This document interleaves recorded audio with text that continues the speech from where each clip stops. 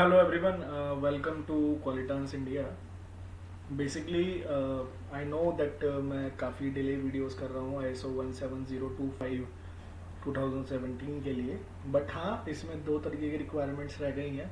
एक तो हम ऑलरेडी कवर कर चुके हैं, general requirement, structural requirement, resource requirement. तो आज हमारा टॉपिक है प्रोसेस रिक्वायरमेंट। प्रोसेस रिक्वायरमेंट होता क्या है? बेसिकली हम अगर शुरू से चलें, जनरल रिक्वायरमेंट्स के अंदर आपको जो है इम्पार्शियलिटी और कॉन्फिडेंशियलिटी देखने को मिलता है।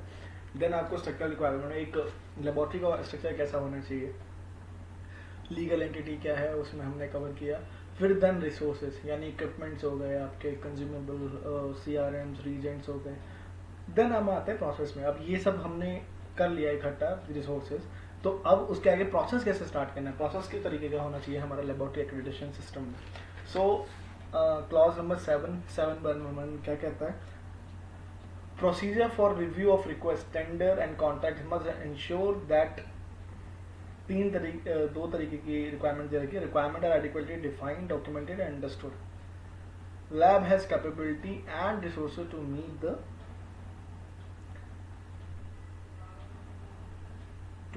The requirements. अब बेसिकली जितनी भी रिक्वायरमेंट वो प्रॉपरली डिफाइंड और डॉक्यूमेंटेड होनी चाहिए। फॉर एग्जाम्पल, कोई भी रिक्वेस्ट आती है किसी लेबोरेटरी के पास, तो वो किस तरीके से, अगर टेंडर आप निकाल रहे हैं या फिर आप किसी टेंडर में फाइल कर रहे हैं, वो किस तरह, कॉन्ट्रैक्ट्स प्रॉपर एक डिफाइंड डॉक्यूमेंटेड सिस्टम हो रहा है। ये नहीं होना चाहिए कोई भी चीज़ वर्बली वर्क कर रही है आपके यहाँ पे। तो ये चीज़ आपको ध्यान रखना है। अगर हम बात करें रिक्वेस्ट, टेंडर और कॉन्ट्रैक्ट में फ़र्क क्या है? रिक्वेस्ट जनरली एक laboratory reviews it to determine its competence. Basically आपको रिक्वेस्ट में आपको देखना है कि किस टाइप का रिक्वेस्ट है, किस टाइप के स्टैंडर्ड्स इन्वॉल्व हैं उसमें। नॉर्मली जिस टाइप की भी रिक्वेस्ट आती है उसको आपको अच्छे से रिव्यू करना है। देन आपके बाद टेंडर क्या होता है? टेंडर में टर्न अराउंड टाइम आपका जो है मेन चीज़ होता है कि इस जॉब को कितने टाइम में कंप्लीट कर देना है। कॉन्ट्रैक्ट आपको पता ही है, ये म्यूचुअल एग्रीमेंट के भीतर होता है, एक कस्टमर एक लेबोरेटरी में। तो अब हम आ जाते हैं 7.1 में पे हम थे ऑलरेडी। लेबोरेटरी को बेसिकली देखिए, जहाँ भी आप इसमें ध्यान रखना, जहाँ भी प्रोसीजर और रिक्वायर्ड बताया गया रिकॉर्ड आपको, तो वहाँ पे आपको प्रोसीजर बनाना होगा। ठीक है? Procedure for review of request, tender and contract from regular customer, acceptance भी हो सकता है। सेम चीज़ें हैं। डॉक्यूमेंट डिफाइंड होना चाहिए। लेबोरेटरीज को ना प्रॉपर एक फॉर्मेट डिज़ाइन करना होगा, जो जो वर्क ऑर्डर में एक रिक्वायरमेंट होता है, सैंपल किस लेबोरेटरी का है, जिसे नॉर्मली हम SRF बोलते हैं, सर्विस रिक्वेस्ट फॉर्म। वो प्रॉपरली डिज़ाइन होना चाहिए। कस्टमर की डिटेल, कस्टमर किस स्टैंडर्ड के बेसिस पे चाह रहा है, सारी चीज़ें आपके पास होनी चाहिए। लेबोरेटरी के पास, laboratory has capabilities and resources to meet the requirements. Basically आपके पास 1000 KN की CTM है, आप इसे समझना। 1000 KN की CTM है, आपके पास रिक्वेस्ट आ रही है कि आपको 1700 KN या 1800 KN पे रिजल्ट देना, तो आप ये पॉसिबल ही ना दे पाओगे। तो ये चीज़ आपको देखनी है। लैब यानी आपकी जो लैब है वो प्रॉपर कैपेबल होना चाहिए और रिसोर्सेज होने चाहिए। अब हम आ जाते हैं C पॉइंट पे। What is C actually? Where external providers are used, the requirement of 6.6 are applied and the laboratory advises the customer of the specific laboratory activities to be performed by the external provider and gains a by customer approval. अब इसमें है क्या?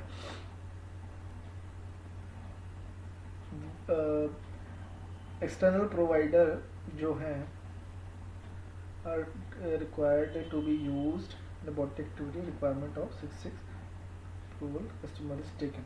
अब 6.6 क्या है? 6.6 में अगर हम बात करें,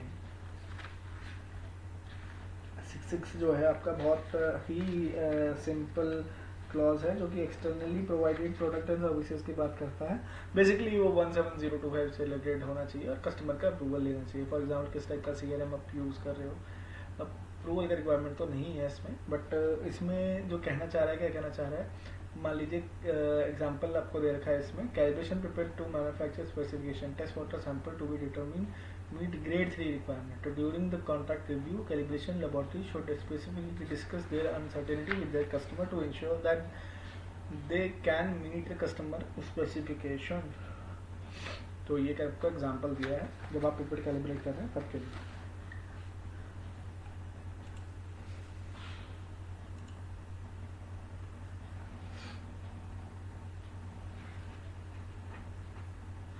Selection, appropriate method or procedure are selected and are capable of meeting. Basically appropriate method होना चाहिए, ये ना हो कि आप एक ऐसा मेथड यूज कर रहे हो जो किसी भी, मतलब अगर कोई आप अपना सेल्फ अपने कोई मेथड बनाया हुआ है तो प्रॉपर उसका एक प्रोसीजर बना हुआ होना चाहिए, समझ रहे हैं। और नॉन स्टैंडर्ड अगर मेथड आप बना रहे हो, प्रॉपर वैलिडेट होना चाहिए वो मेथड और कस्टमर की रिटर्न परमिशन के साथ पॉसिबल।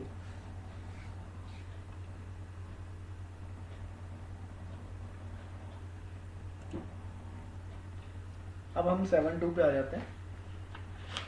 7.12 है क्या? Laboratory shall inform the customer when the method requested by the customer is inappropriate और out of date. For example, laboratory ने आपको रिक्वेस्ट किया एक पर्टिकुलर पैरामीटर पे किसी स्टैंडर्ड वर्जन पे, मान लीजिए उसने बोला कि भैया 2020 का स्टैंडर्ड है, IS कोड है दिस या फिर ISO है दिस, पर आपको उसे ये चीज़ इन्फॉर्म करनी पड़ेगी, भैया ये मेथड जो है आउट ऑफ डेट हो चुका है, आउटडेटेड हो चुका है, और कस्टमर को आपको इन्फॉर्म करना पड़ेगा। ये नहीं कि उसने रिक्वेस्ट करा 2017 पे या 2020 पे और आप ऑटोमेटिकली 2025 पे दे दे रहे हैं। तो ये चीज़ कस्टमर को आपको बतानी पड़ेगी, इन्फॉर्म करनी पड़ेगी। और ये जितनी भी चीज़ें होंगी सब रिटर्न बेसिस पे होंगी। अगर मेल से कोई क्वेरी हो रही है तो मेल पे आपको इन्फॉर्म करना पड़ेगा, because this type of records and conversation has to be recorded in your laboratory. So ये चीज़ों का आपको खास करके ध्यान रखना है। कोई भी चीज़ वर्बल लेवल पे नहीं चलती है। अगर कोई भी चीज़ आप लिख के चल रहे हैं तो ज़्यादा वेल एंड गुड है, अदरवाइज ऑडिट में एनसीज लगती हैं इन चीज़ों पे। 713 की अगर हम बात करें,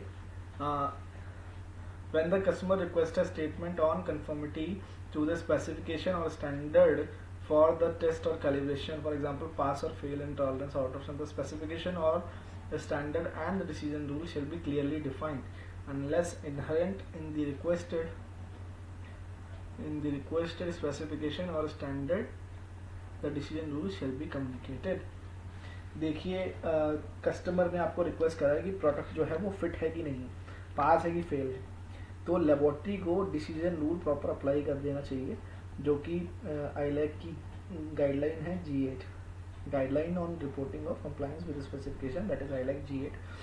ILAC क्या है? ILAC stands for international laboratory accreditation corporation. Basically this is the whole and soul, and future में हम लोग देखेंगे कि ILAC और IAF जनरली 9001 में आपने देखा होगा कि IAF एक्रेडिटेड सीरीज हैं, तो वो जो है आगे चल के मर्ज होने वाली, दैट इज़ डिफरेंट इशू, उस पर हम बाद में कभी डिस्कस करेंगे, कभी अगर किसी कन्वर्सेशन आएगा।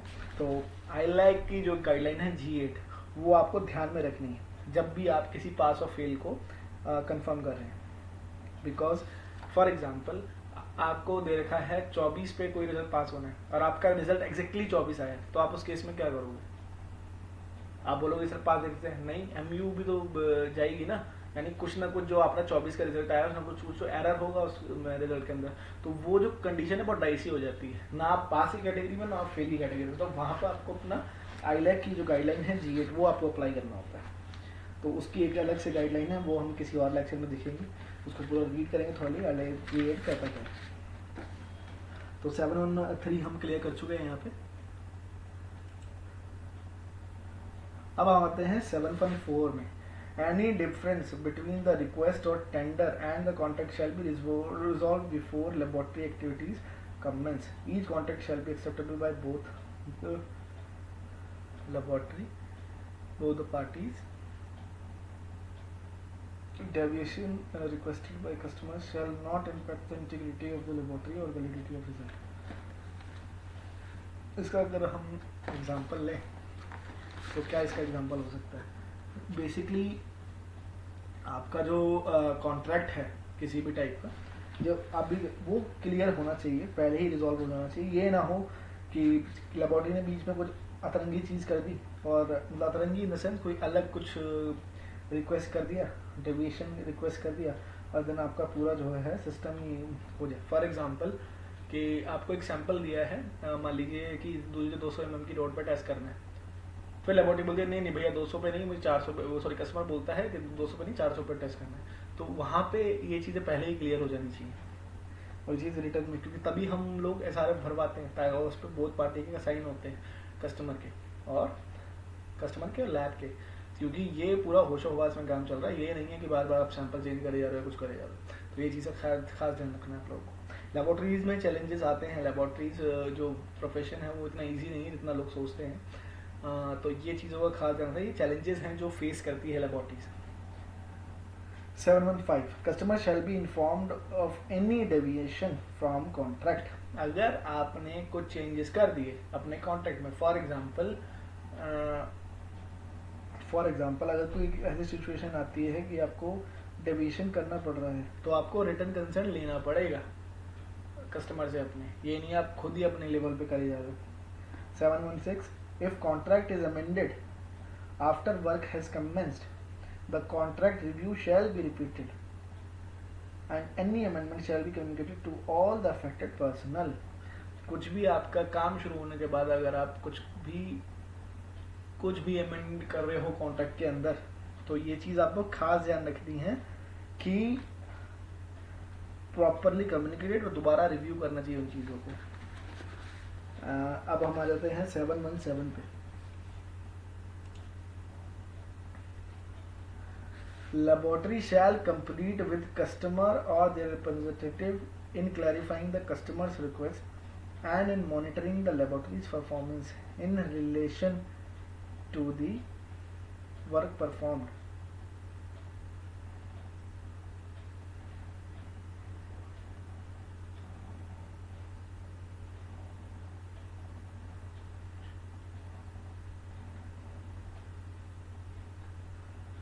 A. Providing access to the relevant areas of the specific to witness customer specific laboratory activities, preparation, packaging on dispatch of item needed by the customer for verification purpose।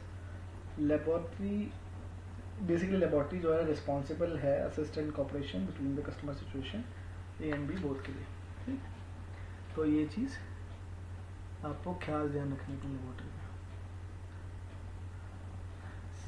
वही चीज़ें हैं। Basically carefully आपको सब चीज़ें review करनी चाहिए।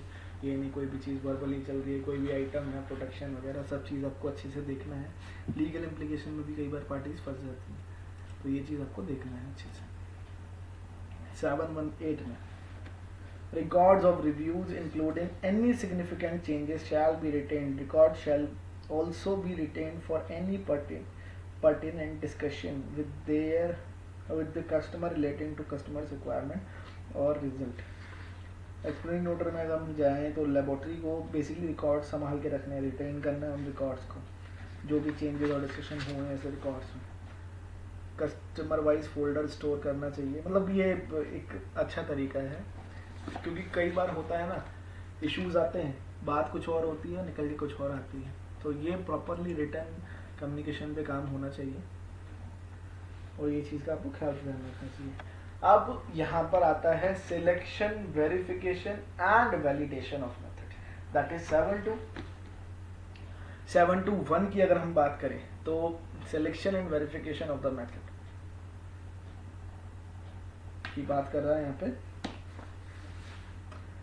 Basically test method जो है वो राइटिंग स्टैंडर्ड राइटिंग इंस्टीट्यूशन के होने चाहिए, अगर नहीं है तो वो अगर in house non standard method अगर यूज़ कर रहा है तो वो मेथड प्रॉपर वैलिडेटेड होने चाहिए। क्योंकि नॉन स्टैंडर्ड मेथड्स होते क्या हैं, फॉर एग्जांपल आपको एक IS कोड दे रखा है डायमेंशन चेक करने का, जिसमें आप 4 बार रीडिंग ले रहे हो, पर आपको 4 बार रीडिंग को ना लेके 5 बार रीडिंग ले, तो ये आपका नॉन स्टैंडर्ड मेथड हो गया, बिकॉज स्टैंडर्ड में तो 4 बार लिखा है, आप 5 बार कैसे कर, तो वो चीज़ आपको क्लियर करनी पड़ेगी, वैलिडेट करनी पड़ेगी। 4 बार रिजल्ट आ रहे हैं उसमें क्या डिफरेंस था, 5 बार में आपको क्या डिफरेंस है। तो ये चीज़ प्रॉपर एक प्रोसीजर बनाना चाहिए इन चीज़ों का, कोई भी चीज़ वर्बल लेवल पे नहीं चलती है लेबोरेटरीज में। यूज 7211 क्या बोल रहा है, use of appropriate method and procedure for all the lab activities and where appropriate for evaluation of measurement uncertainty and statistical 7212 a bill away 7212 all method procedure and supporting documentation such as instruction standards manuals and reference that are relevant to the laboratory shall be kept up to the date and shall be readily available to the personnel। तो जितने भी laboratory test method use कर रही है, जिस scope को उसने ले रखा है, वो लेटेस्ट वर्जन के होने चाहिए और रेडिली अवेलेबल होने चाहिए। फॉर एग्जांपल 2024 का कोई स्टैंडर्ड आ गया और आप यूज लेबोरेटरी में 2017 वाला model, that is not well and good. So आपकी लैब पर एनसी लगेगी इस वाले टॉपिक के ऊपर, इस वाले क्लॉज पे। 7213 क्या बोलता है, the laboratory shall ensure that it uses the latest valid version of a method unless it is not appropriate method to do so when necessary the application of the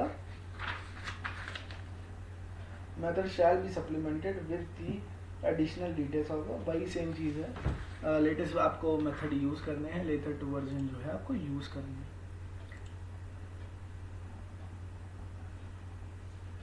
7214 when the customer doesn't specify the method to be used, the laboratory shall select an approved method and inform the customer of the method chosen, method published either in the international, regional or national journal or by reputed technical organization or relevant scientific test or journals or is specified by the manufacturer of the equipment are recommended, laboratory shall develop or modified method can be used। 7214 क्या कहता है, आप सिर्फ वही method use करोगे जो कि national standard, regional standard, सबसे पहले हम इंटरनेशनल स्टैंडर्ड यानी कि आईएसओ कोडेक्स के स्टैंडर्ड, आईसी का मेथड। रीजनल स्टैंडर्ड क्या है, ईएन हो गया, और नेशनल स्टैंडर्ड आपके बीआईएस हो गया, Bureau of Indian Standard, BS British Standard, या इन जर्मनी हो गया। तो ये चीज़ आपको खास ध्यान रखनी है, या फिर रेप्यूटेड टेक्निकल ऑर्गेनाइजेशन या फिर साइंटिफिक जर्नल में आपका कहीं हो, आफा वगैरह, ये चीज़ आप जानते ही होगा। Relevant scientific for scientific reproducibility, ये चीज़ हो गई। हाँ, तो ये चीज़ आपको खास ध्यान रखनी है। 7215 laboratory shall verify that it can properly perform methods before introducing them by ensuring that it can achieve the required performance. The records of the verification shall be retained. If the method is verified by issuing body, verification shall be repeated to the extent necessary. So verification होना चाहिए method का। Basically आपको ये देखना है कि laboratory is fit to do the testing of calibration और नॉट। So each method of laboratory is required to be subjected to verification which is accomplished by performing required laboratory activity. तो जितने भी मेथड्स है आपको वो एक बार वेरिफिकेशन करनी चाहिए। Verification of a qualitative test, positive और नेगेटिव आप कर सकते हैं यहाँ पे, ठीक।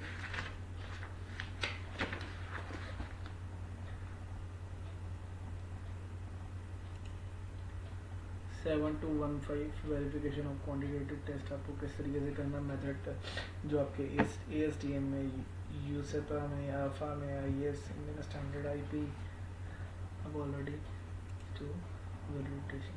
7216 when method development is required, it shall be a planned activity and shall be assigned to competent personnel equipped with adequate resources. As method development proceeds, periodic review shall be carried out to confirm that the needs of the customer are still fulfilled. Any modification to the development plan shall be approved and authorized. So method develop अगर आप कर रहे हो तो ये एक basic need है। Computerise sophisticated technology equipment आप यूज़ कर रहे हो, जैसे कि HPLC, GCMS इक्विपमेंट इंस्ट्रूमेंट। अगर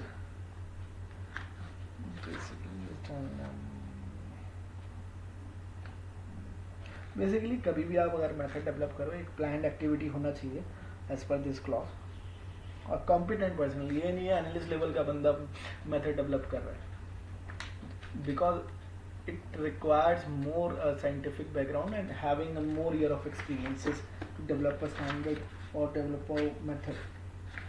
तो ये चीज़ का आपको खास ध्यान रखना है। 7217 क्या कहता है, deviation from methods for all laboratory shall occur only if the deviation has been documented, technically justified, authorized and accepted by the customer।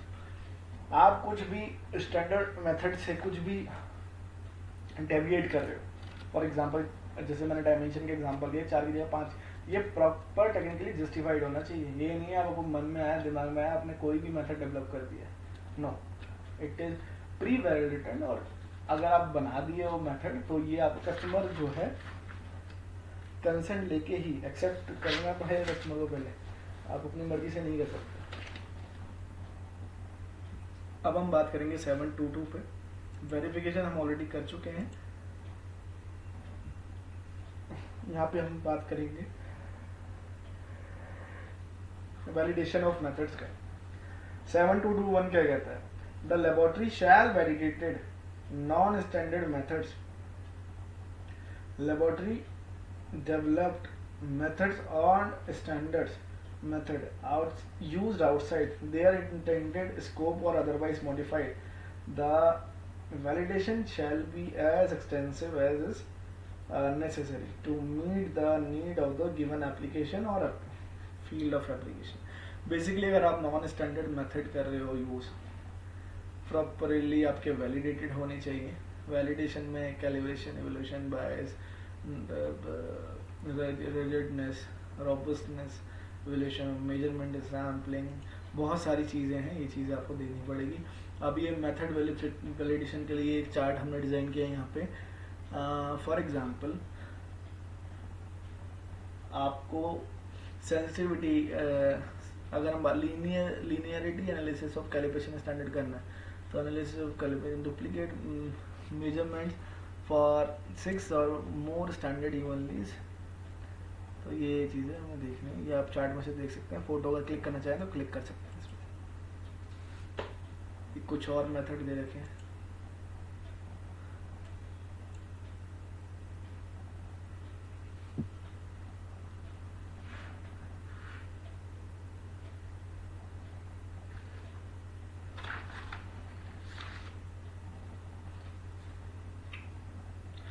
ये सिम चीज़ें हैं, ये लेबोरेटरी के लिए है। 722 when changes are made to be validated, the effect of such changes to be studied if required, revalidation to be performed। अगर changes जो भी हैं, ये चेंजेस आपको प्रॉपर स्टडी करने चाहिए, अगर रीवैलिडेशन करना चाहिए रिक्वायरमेंट हो तो। 7223 क्या बोलता है, the performance characteristics of validated methods as assessed for the intended use shall be relevant to the customer needs consistent with specified requirements। इसका अगर एग्जांपल लेना चाहें आप तो टूल्स अगर आप कुछ भी यूज़ कर रहे हो, वैलिडेशन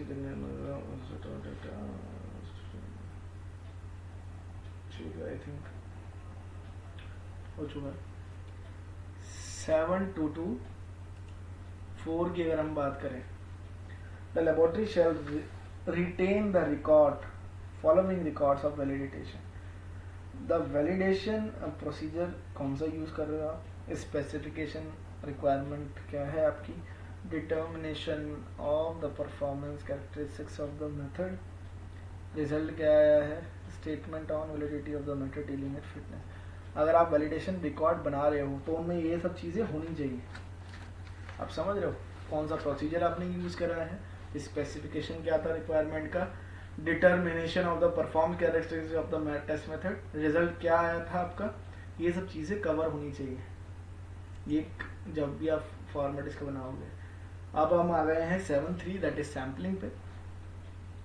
ये सैम्पलिंग जो है ये जनरली जो साइट टेस्टिंग में जो सैम्पलिंग हम लोग करते हैं, that is type of sampling is using hair.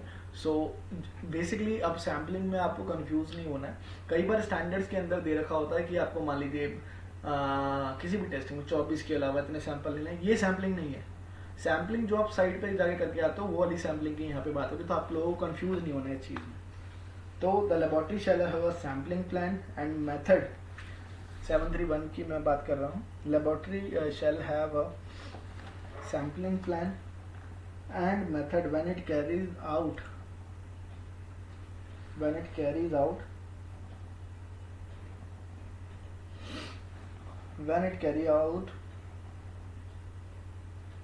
sampling of substance, material, products or for subsequent testing or calibration. The sampling method shall address factors to be controlled to ensure the validity of subsequent testing or calibration result. The sampling plan and method shall be available at the site where sample is undertaken. Sampling plan shall variable reasonable. तो basically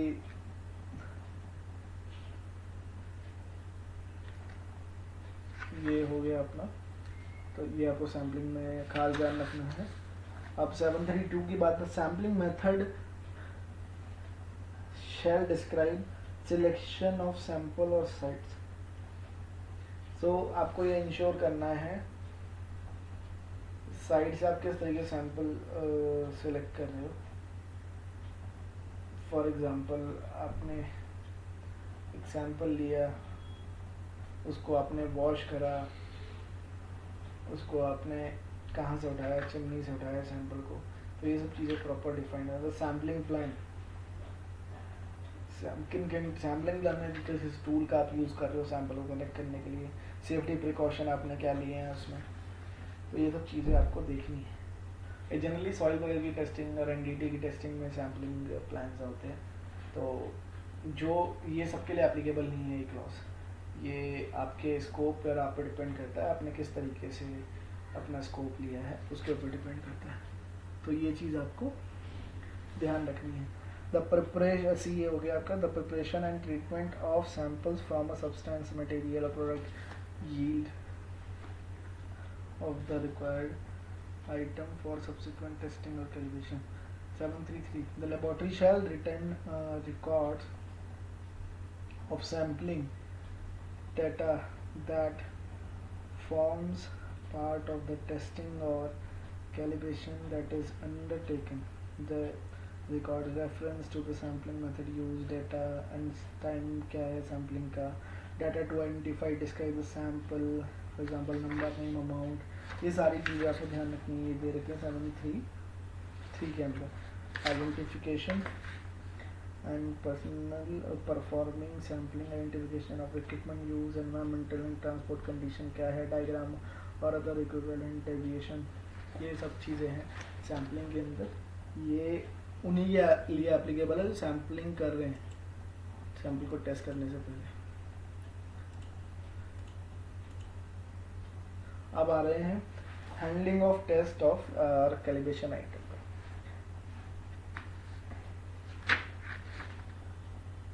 741 the laboratory shall have a procedure, transportation, receipt, handling, protection, storage, retention and disposal or return of test or calibration item, including all provision necessary to protect the integrity of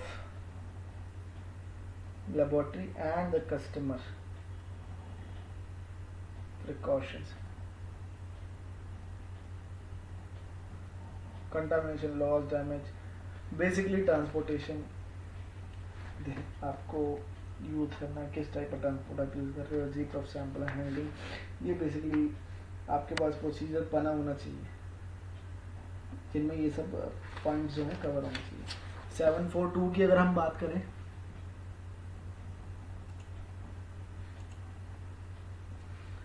The laboratory shall have any system for the unambiguous identification of the test or calibration item. The identification shall be retained while the item is under the responsibility of laboratory. The system shall ensure that the item will not confuse physically or when referred to in records or other documents. The system shall inappropriate accommodate or subdivision of example. Basically एक ऐसा system बनाना चाहिए जहाँ पे आपको एक unique number डाल देना चाहिए अपने सैंपल के ऊपर ताकि आप आइडेंटिफाई कर पाए. फॉर एग्जांपल आपका सैम्पलिंग वाला बंदा ही एनालिस्ट से मिला हुआ है तो आप कैसे इम्पार्शियलिटी कैसे कर पाओगे, वरना चीज़ें इम्पार्शियल हो जाएंगी, है ना. तो ये चीज़ आपको ध्यान रखनी है. इससे बहुत सारी चीज़ें हैं बताने के लिए, अगर क्योंकि ये एक बहुत बड़ा टॉपिक है, समझ रहे हैं. तो ये चीज़ें आपको ध्यान रखनी है. 743 की अगर हम बात करें, नॉर्मल अगर कंक्लूजन हम बात करें तो 743 की हम अगर बात करते हैं, upon receipt of the test और calibration item deviation from specified condition shall be recorded when there is a doubt about the suitability of an item, test or calibration, or when an item does not conform to the description provided, the laboratory shall consult the customer. Laboratory shall consult the customer. The laboratory shall consult the customer for further instruction before proceeding and shall record it.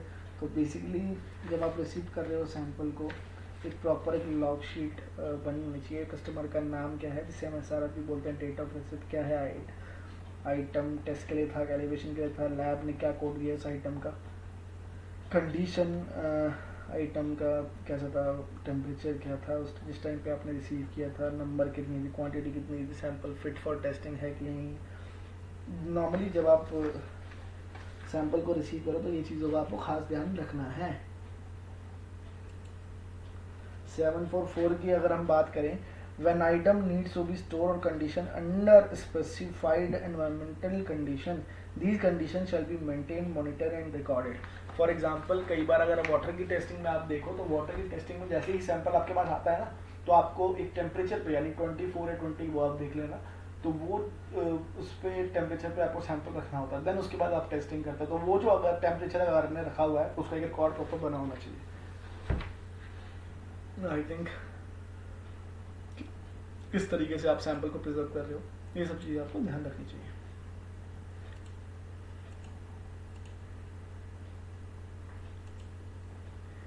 ये काफ़ी सारे examples हैं. अगर हम 75 की बात करें, technical records. Technical records 751 technical records. देखो यार, कुछ भी हो सकता है. आप एक रॉ डाटा कैलकुलेशन भी कर रहे हो, that is the part of technical records. तो जिस भी चीज़ों पे जो आपकी टेक्निकल एक्टिविटी से रिलेटेड है, at all things will come in the technical record section. तो 751 को अगर हम पढ़ेंगे, the laboratory shall ensure that technical records for each laboratory activities contain the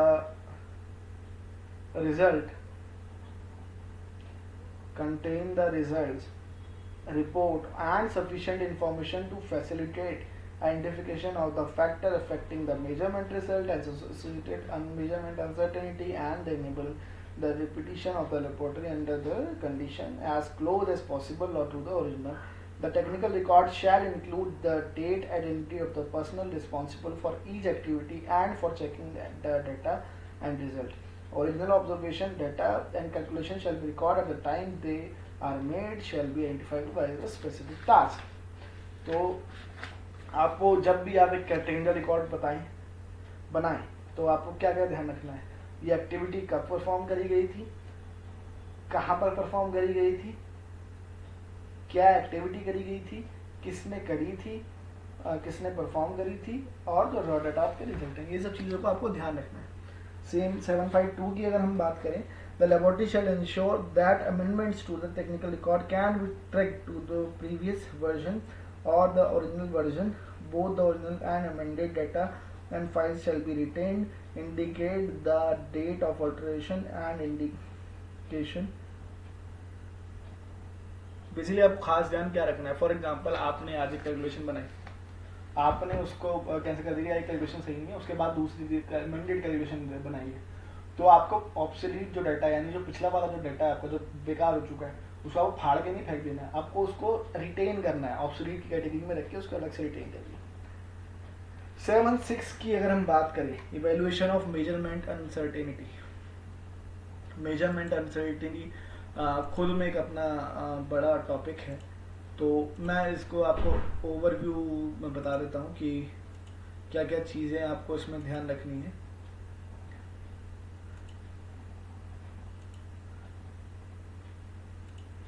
ये कुछ डू एंड डोंट्स है, binder, loose leaf, spiral, modified data, rip pages, skip pages.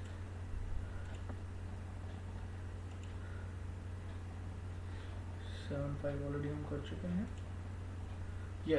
Evaluation of measurement uncertainty. Laboratory shall identify the contribution to the measurement uncertainty when evaluating measurement uncertainty. All contributions that are significant, including those arising from sampling, shall be considered using appropriate method of analysis. देखिए काफ़ी सारे ISO और ILAC के documents हैं जो कि इसको cover करते हैं। इसमें हमें स्टैंडर्ड डेविएशन निकालना होता है, ये सब चीज़ें करनी होती है। तो बेसिकली अगर मैं बात करूँ, एक फॉर्मूला होता है U dash equal to K into RSD into C।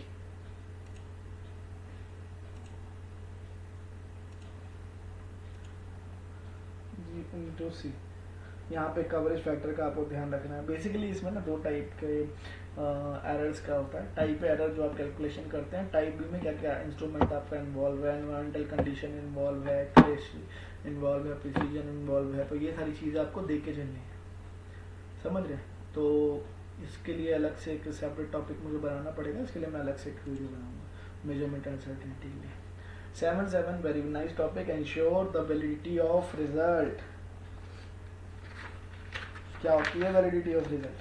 Basically for example आपने एक टीम बैठाई है टेस्टिंग की या कैलिब्रेशन की, आपको कैसे पता ये लोग सही काम कर रहे हैं, तो आपको वैलिडेट करने हैं इनके रिजल्ट। तो लैब को करना क्या पड़ेगा, लेबोरेटरी के पास प्रोसीजर होना चाहिए। The laboratory shall have a procedure for monitoring the validity of result. The result data shall be recorded in such a way that टेंस्ड and are detectable and where practicable statistical techniques shall be applied to review the result. The monitoring shall be planned and reviewed and shall be include where appropriate but not limited to। इसमें करीबन 10 से 12 type की techniques हैं जिससे आप पता लगा सकते हैं आपकी लेबोरेटरी में जो पर्सनल वर्क कर रहे हैं वो क्वालिफाइड या फिर सही टेस्टिंग कर रहे हैं कि नहीं कर रहे। तो ये काफ़ी सारी हैं। पहला है यूज ऑफ रेफरेंस मटेरियल और quality material.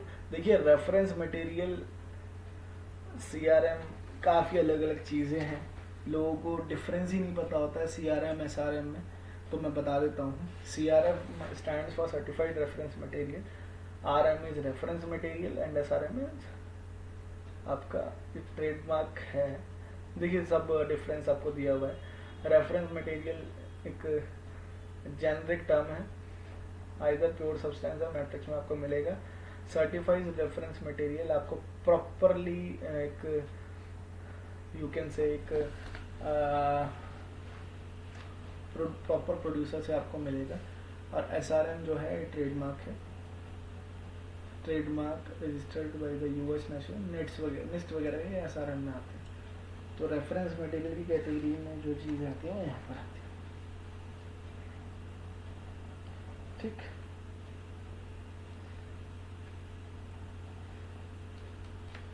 Use of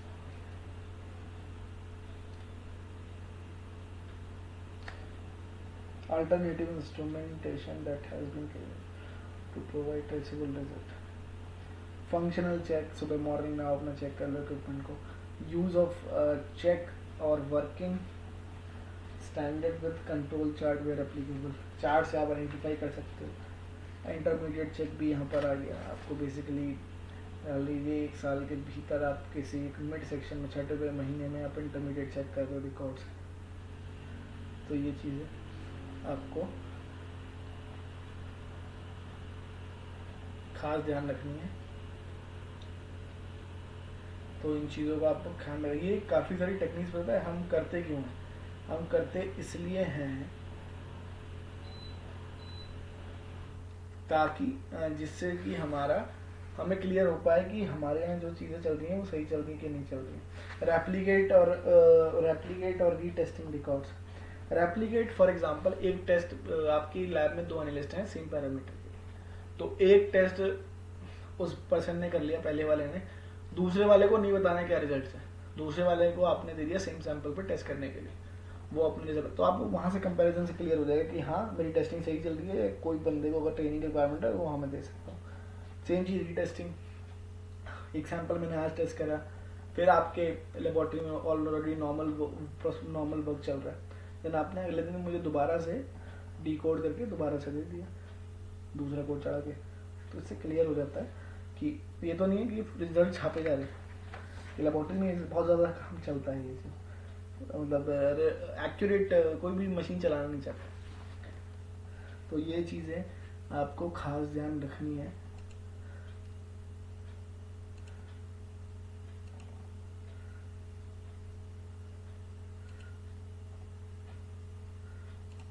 intermediate check मैंने बता ही दिया आपको। Correlation of results for different characteristics of an item. अब कोरिलेशन क्या होता है? बेसिकली ना आपने कई पैरामीटर देखे होंगे जो एक दूसरे से लिंक होते हैं। जैसे मैं एक बिल्डिंग मटेरियल लैब में था, तो वहाँ पे स्पेसिफिक ग्रेविटी एक पैरामीटर है जो कि एक और पैरामीटर से लिंक था। अगर मेरा स्पेसिफिक ग्रेविटी गलत आ रहेगा तो मेरा मेन जो रिजल्ट है वो भी गलत आएगा, तो वो होता है correlation. Review of reported result, यानी कि मैंने एक रिपोर्ट इशू कर दी एज अ टेक्निकल मैनेजर, तो उसी को कोई थर्ड पर्सन रिव्यू कर रहा है, क्या टेक्निकल मैनेजर सही रिपोर्ट को आप रिव्यू कर रहे हो। ILC, inter laboratory comparison, same sample को सेम प्रोपोर्शन को आपने 4 और लैबों में भेज दिया और अपने रिजल्ट्स को कंपेयर किया, that is inter laboratory comparison. Testing of blind sample, आपको क्लियर नहीं वो सैंपल है कहाँ से किस तरीके का, तो उस नॉर्मल सैंपल को आप टेस्ट कर दिया जिसका रिजल्ट पहले से पता है। 772 की अगर हम बात करें तो laboratory shall monitor, the laboratory shall monitor its performance by comparison with the result of other laboratories where available and appropriate. This information shall be planned and reviewed and shall include but not limited to either of both participation in proficiency testing, participation in inter laboratory. तो 772 में PT और LC के बारे में आपको जानने को मिलता है। पीटी इज प्रोफिशिएंसी टेस्टिंग, जिसके लिए ऑलरेडी एक्रेडिटेड एजेंसी है ISO 17043 के लिए, तो उनसे आपको करना होता है। ये बेसिकली जो आपकी लैब में प्रैक्टिस चल रही है, और काफ़ी सारी एक्रेडिटेशन बॉडी चाहती हैं कि लेबोरेटरी पीटीज करें, क्योंकि ये थोड़ी जेन्युइन एक्टिविटी में आ जाता है। बाकी रिजल्ट आप फर्जी कर सकते हैं, बस पीटी एजेंसी के साथ आप करेंगे तो ज़्यादा अच्छा रहेगा और अच्छा इम्पैक्ट भी पड़ता है, और सारे आपके सेटिस्फैक्ट्री रिजल्ट होना चाहिए। Z स्कोर +-2 की रेंज में रहना चाहिए। एंड आपका अगर आप कैलिब्रेशन लैब है तो EN वैल्यू में करते होंगे, उनका +-1 रहना चाहिए। तो ये चीज़ें आपको खास ध्यान रखनी है पीटी और ILC के केस में। और ऑलमोस्ट मैं भी कर चुका हूँ। सेम 773 में भी हमने अगर डिस्कस करें, data from monitoring it shall be analysed used to control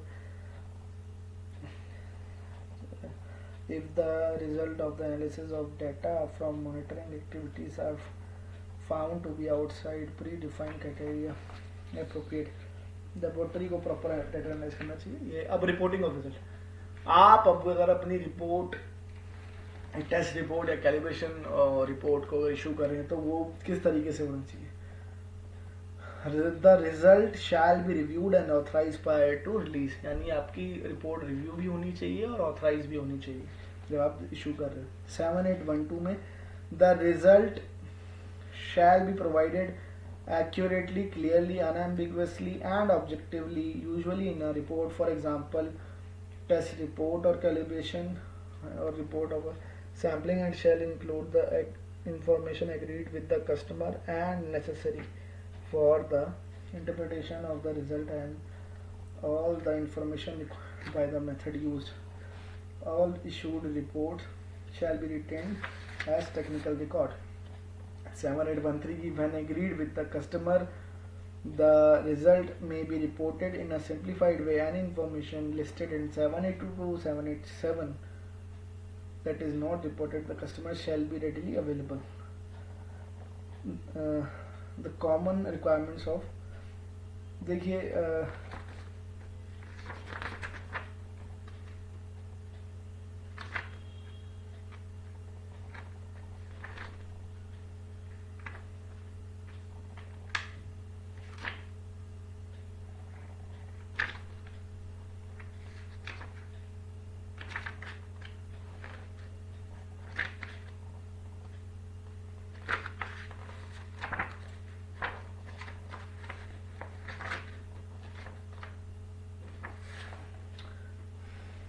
तो 782 में common requirement for tester each report shall include, ये आप देख सकते हैं, ये बेसिक चीज़ें हैं जो कि आपकी रिपोर्ट में होनी चाहिए। Specific requirement for test report in addition to the requirement 782 information specific each test condition environmental condition, ये आपके टेस्ट रिपोर्ट्स में होती हैं।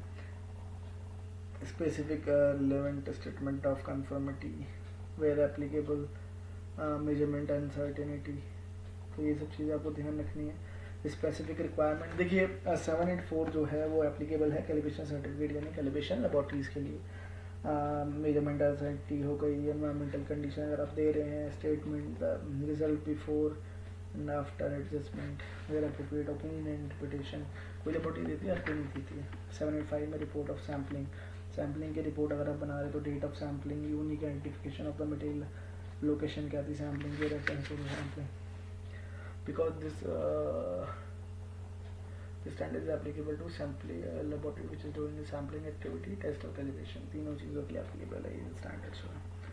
Report of statement of conformity, वही ILEC G8 का क्या ऑलरेडी हम स्टेटमेंट ऑफ कंफर्मिटी को ऑलरेडी प्रीवियस क्लासेस में डिस्कस कर चुके हैं।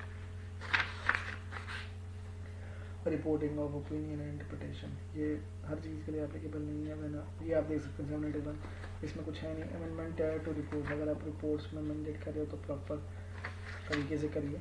782 में भी यही है। अब हम 79 पे आ जाते हैं, that is complaints.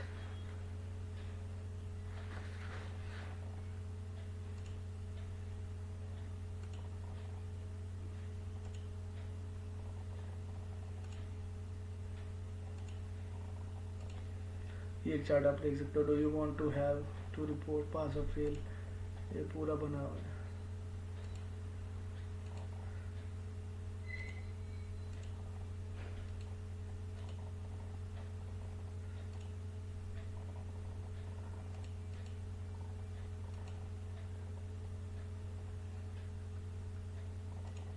Seven 9 complaint पे आता है, laboratory shall documented process to receive evaluate and make decision on complaint.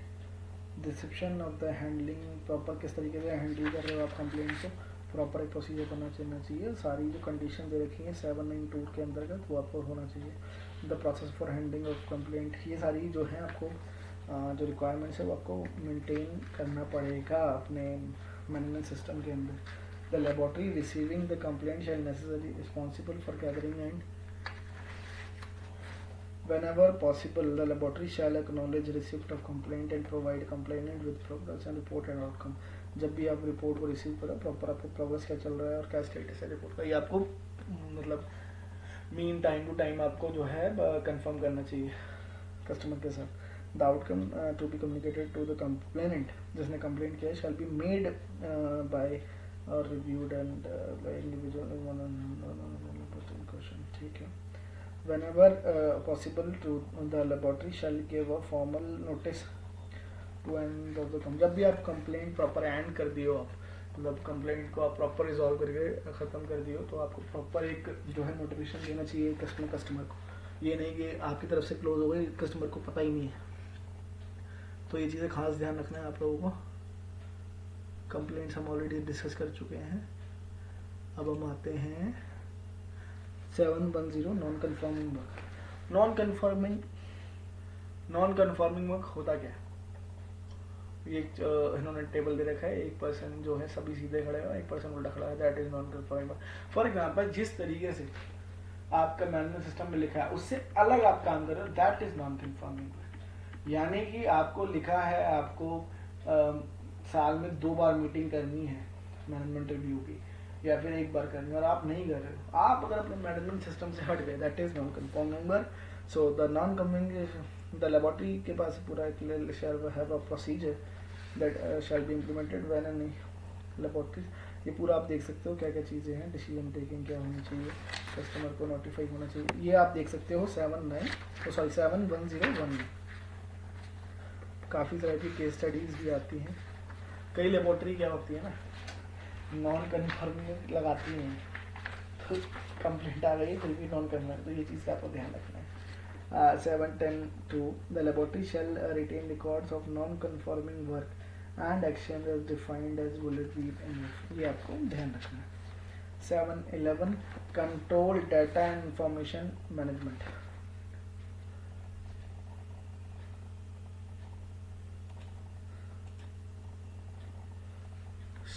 कई लेबोरेटरी जो है लिम्स का यूज़ करती हैं, कई लेबोरेटरीज आज भी जो है पेपर वर्क पे काम कर रही हैं। यानी जितना भी आपने रिकॉर्ड वगैरह सब चीज़ बनाए हैं, प्रॉपर एक सिस्टम ऑपरेटेड में रहना चाहिए, ताकि आज से मैं कई साल बाद भी देखूँ तो वो मुझे मिल जाए। हालांकि एक रिटेंशन पीरियड होता है लेबोरेटरी के अंदर, बट एक बहुत अच्छा तरीका है लिम्स, जो लेबोरेटरी इंफॉर्मेशन मैनेजमेंट सिस्टम जो इंट्रोड्यूस कराया गया। काफ़ी सारी लेबोरेटरीज ने सॉफ्टवेयर परचेज करती हैं, प्रॉपर अपने रिपोर्ट्स, रिकॉर्ड्स सब मेंटेन, प्रोसीजर सब चीज़ मेंटेन करके चलती है सॉफ्टवेयर के अंदर। So the laboratory shall have access to the data and information needed to perform laboratory activities. 711(2) the laboratory information management system, that is LIMS, use for collection, processing, recording, reporting, storage, retrieval of data. Retrieval means कि कोई data easily retrieve यानी मिल जाए। ये ना हो, आप generally देखते हो ऑडिट में ऐसा सर कोई भी एक डॉक्यूमेंट मांगता है या रिकॉर्ड मांगता है तो उसके लिए पूरा टाइम लग जाता है, तो रिट्राइव करना इजी रहे, that's why LIMS is very much useful. Including the proper functioning of interfaces with laboratory information management system by the laboratory before introduction, whenever there are any changes they shall be authorised, documented and validated before implementation. 711(3) की अगर हम बात करें, the laboratory information management system